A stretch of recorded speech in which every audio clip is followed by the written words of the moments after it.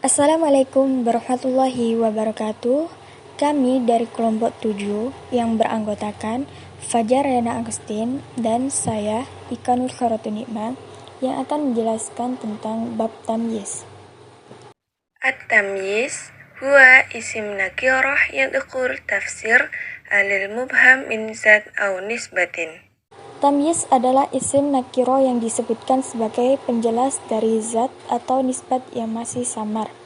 Seperti contoh, ishtaraitu isrina kitaban. Dam tobal mujtahidu nafsan. Perkara yang menjelaskan dinamakan tamyiz atau mumayyiz atau tafsir atau mufassir. Dan perkara yang dijelaskan dinamakan mumayyaz atau mufassar. Wat-tamyiz yakunu ala makna min, kama ana hal takunu ala makna fi. Faida qultu ishtaraitu 20 minal kitabi. Tamyiz memiliki makna min, seperti halnya hal yang bermakna fi. Sehingga ketika kita mengucapkan ishtaraitu isrina kitaban, maka maknanya adalah ishtaraitu isrina minal kitabi.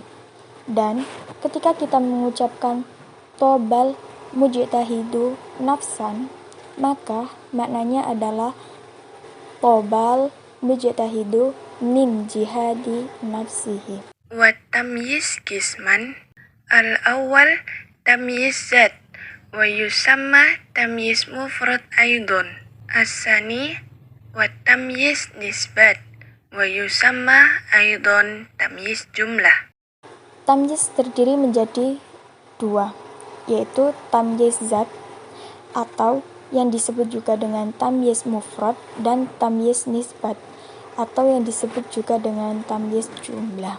Tamyiz zat huwa makana mufassira li isim mubham min lafudha wa li isim al-muhim ala khamsah anwa'a. Al-ula al-adad. Tamyiz zat adalah tamyiz yang menjelaskan pada isim yang masih samar atau isim mubham yang dilafalkan seperti contoh indi, ridlun, zaitan. Isim mubham ada 5 macam, yaitu yang pertama isim adat atau hitungan seperti contoh ishtaraitu ahada asara kitaban. Artinya, aku membeli 11 kitab. Tidak ada bedanya jika adat tersebut sharih. Seperti contoh, kam kitaban indaka. Berapa kitab yang ada padamu? Adat ada 2 macam, yaitu adat sharih, yaitu adat yang sudah diketahui hitungannya seperti wahidun, dan adat mubham, yaitu adat yang tidak diketahui hitungannya seperti kam. As-sani madalla ala maqdar. Yang kedua, isim yang menunjukkan pada ukuran atau sesuatu yang diukur dengan alat, yaitu ada kalanya berupa jarak, area. Seperti contoh indi kosobatun ardon. Aku mempunyai sekotak tanah atau timbangan. Seperti laka kistorun asalan. Kamu mempunyai 1 kuintal madu. Atau takaran seperti adil fakiro so'an kumhan. Berilah orang fakir 1 sok gandum. Atau ukuran seperti indi diro'un jukhon. Ada padaku 1 dirok kai. As-salasa madalla ala ma yusbih al-madris. Yang ketiga, isim yang menunjukkan pada perkara yang menyerupai ukuran atau yang menunjukkan pada suatu yang tidak tertentu, karena perkara itu tidak diukur dengan alat khusus. Ada kalanya menyerupai jarak area seperti indi maddul basori ardon, yang artinya ada padaku tanah sepanjang mata memandang. atau timbangan seperti wa may ya'mal mithqala dzarratin khairan yarah. Barang siapa yang beramal sebesar atom, maka dia akan melihatnya. Atau takaran seperti indi jarotun ma'an, ada padaku satu guci air. Atau ukuran indi maddu yadika hablan, ada padaku benang sepanjang tanganmu. Ar-rabi' ma ujri majra al-maqadir. Yang D, isim yang diberlakukan seperti ukuran, yaitu semua isim mubham yang membutuhkan pada tamyiz dan penjelas seperti lana mithlu ma lakum khailan, ada padaku kuda yang seperti yang ada padamu. Al-khamsah ma kana fari'an del tamyiz. Yang kelima, yang terakhir, perkara yang merupakan cabang dari tamyiz seperti indi khotamu fidatin, ada padaku cincin perak. Hukum tamyiz zat adalah boleh dibaca nasab seperti yang telah kalian lihat dan boleh dijarkan dengan min, seperti contoh indi ridlun min zaitin, atau dengan diidlafalkan seperti lana kosobatu ardin, kecuali jika diidlafalkan akan menyebabkan terjadinya dua idlafa, yaitu ketika mumayyaznya berupa mudhof, maka pengidofahan itu dilarang dengan wajib untuk dibaca nasab atau dijarkan dengan min, seperti contoh ma fis samai qadra rahati sahaban au min sahabin. Dikecualikan dari hukum tersebut adalah tamyiznya adat karena dia mempunyai hukum tersendiri. Tamyiz nisbat huwa makana mufasiron lil jumlah mubhamatin al-nisbah wa huwa ala kismain muhawilun wa ghairu muhawilun. Yang kedua, tamyiz nisbat. Tamyiz nisbat adalah tamyiz yang menjelaskan pada jumlah yang masih samar nisbatnya. Seperti contoh Hasanu Aliyu Khulukon, karena nisbatnya baik pada Ali masih samar yang memungkinkan banyak keadaan yang lalu kita hilangkan kesamarannya dengan mengucapkan khulukon. Termasuk dalam tamyiz nisbat adalah isim yang jatuh setelah ma yang berfaedah ta'ajjub, seperti ma asja'ahu rajulan. Tamyiz nisbat dibagi menjadi dua, yaitu yang pertama tamyiz muhawwal, yaitu tamyiz yang asalnya adalah fa'il, seperti contoh washta'ala ra'su syaiban, yang asalnya adalah ista'ala syaibul ra'syi, atau maf'ul seperti wafajarnal arda uyuna, yang asalnya adalah fajarna uyunal ardi, atau yang mubtada seperti contoh ana aktsaru minka malan wa a'azu nafaron, yang asalnya adalah ma'ali aktsaru min malika wa nafri a'azu min nafarik. Hukum tamyiz ini adalah selamanya dibaca nasab dan tidak boleh dijarkan dengan min atau dengan idhofah. Yang B, tamyiz ghairu muhawwal, yaitu tamyiz yang bukan pindahan dari yang lain, seperti samauta adiban. Hukum tamyiz ini adalah boleh dibaca nasab dan boleh dijarkan dengan min, seperti samauta min adibin. Perlu diketahui bahwa lafadz yang jatuh setelah isim tafdil wajib dibaca nasab menjadi tamyiz jika lafal itu bukanlah jenisnya lafaz sebelumnya seperti anta ra'lal manzila.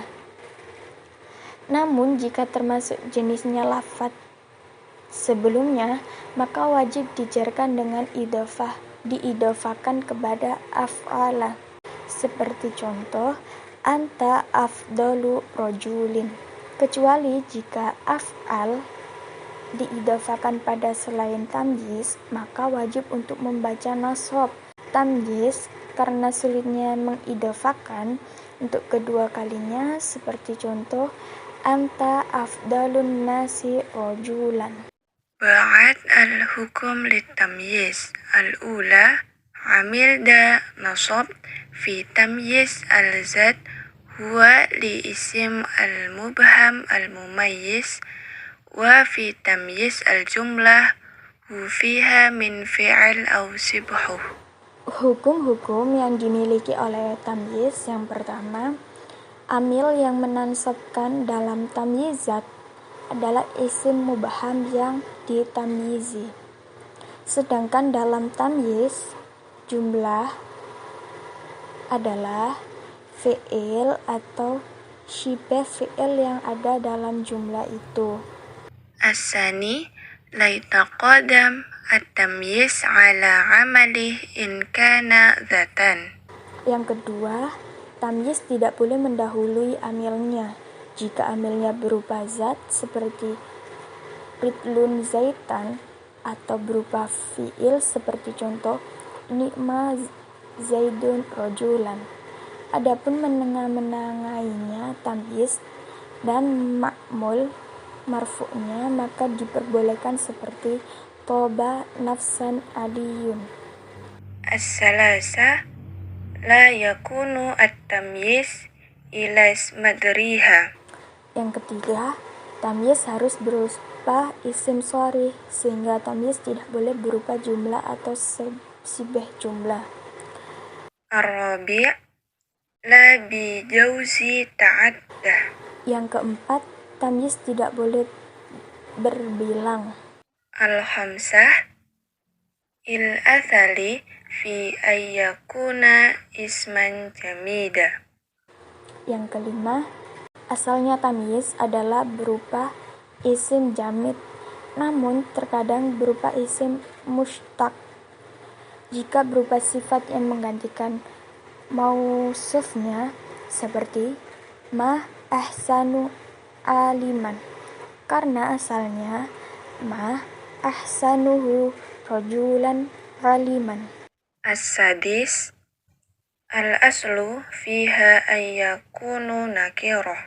Yang keenam, asalnya tamyiz adalah berupa isim nakiroh, namun terkadang datangnya tamyiz dengan bentuk isim makrifat secara lafzi dan maknanya nakiroh, seperti contoh ra'aituka lamma an arafta wujuhana wasadta wabital nafsa ya qaisyu an amri.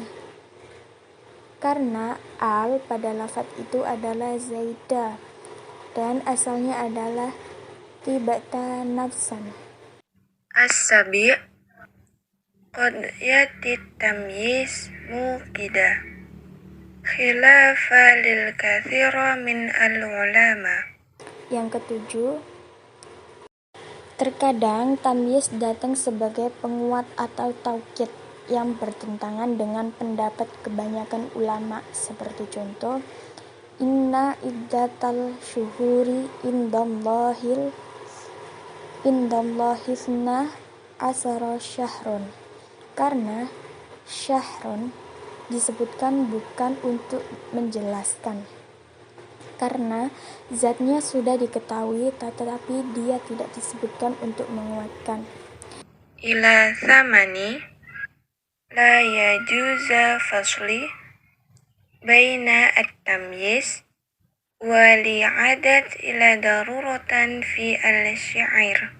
Yang kedelapan, tidak diperbolehkan untuk memisahkan antara tamyiz dan adat kecuali dalam darurat syair, seperti syair fi khamsa asarota lailatan min jumada lailatan. Ketika yang diinginkan adalah fi khamsa asarota lailatan min jumada. Tasi' إذا انجشت بعد تمييز العدد كأحد عشر وأخواتها وعشر وأخواتها بنات سهاء تفرده منصوبا باعتبار لفظ التمييز.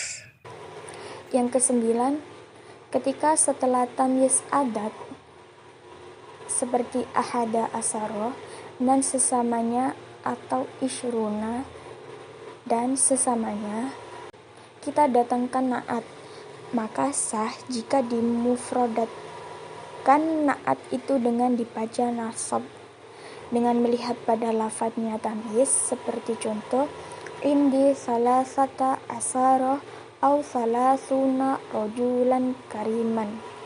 Dan sah juga jika kita menjamakkannya dengan jamak taksir dengan dibaca nasab, seperti contoh indi salasata asaro au salasuna rojulan kiroman. Karena rojulan dalam bentuk itu bermakna rojulan, tidakkah kalian melihat kalau maknanya adalah salasata asaro au salasuna minal rijali. Namun jika kita menjamakkannya dengan jamak sahih, maka diwajibkan untuk menanggungkan naat itu pada dirinya sendiri dan menjadikan sebagai naat adat bukan tamyiz.